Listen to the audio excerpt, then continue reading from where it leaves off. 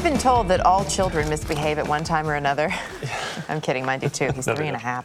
What do you do, though, when the kids misbehaving aren't yours? Disciplining another child who isn't your own can be very risky, especially if the other parent's standing right there. Here from Parents Magazine to help us navigate this common predicament is psychology editor Diane Debrovner. And Diane, welcome, because this is something we've been talking about all morning. And I'm just going to kind of throw the broad question out there. Is it okay to discipline other people's kids?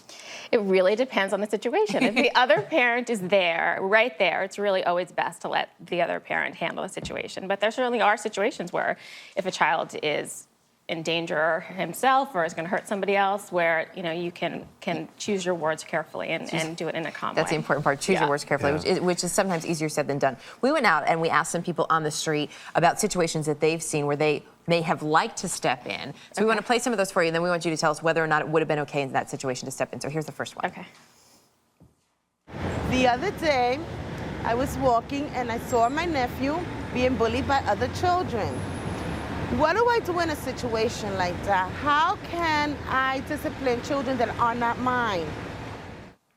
So how do you step in when you see a child being bullied and talk to the other kids? Right. It's always best to try to let two children work out a situation yourself, whether it's your kid involved or somebody else's kid involved. But if you witness bullying, often if you just go and stand close to the children, just the fact that your presence will make the bully stop what he's doing. Because they don't want an adult around. Yeah, exactly.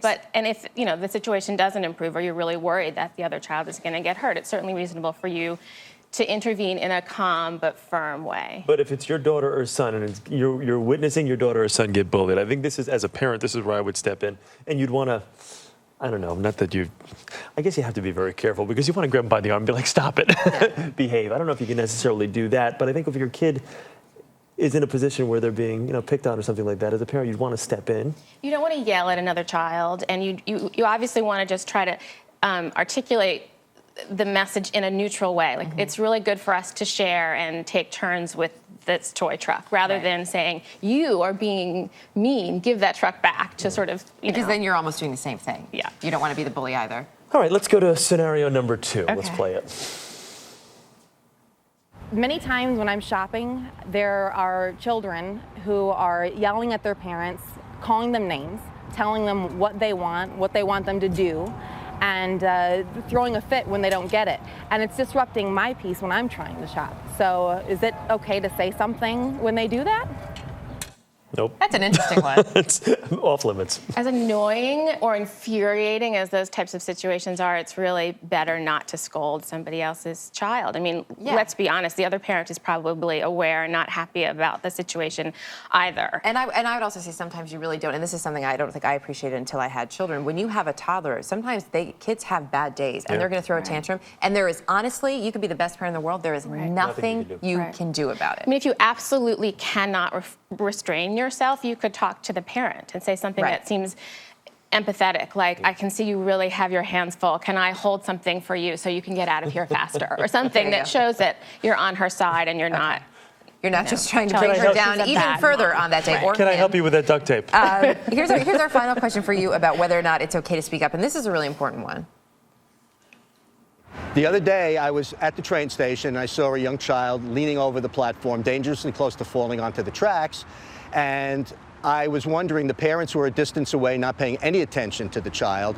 And I was wondering what would be the appropriate thing for me to do in a situation like that.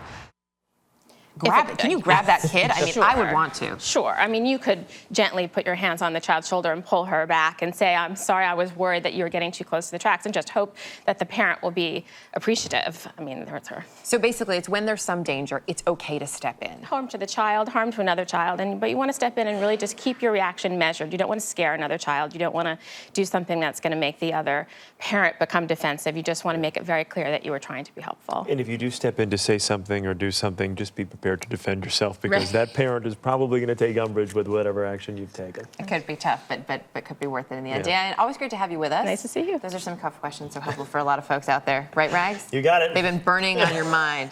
All morning long. A lot happens early on The Early Show, weekday mornings on CBS.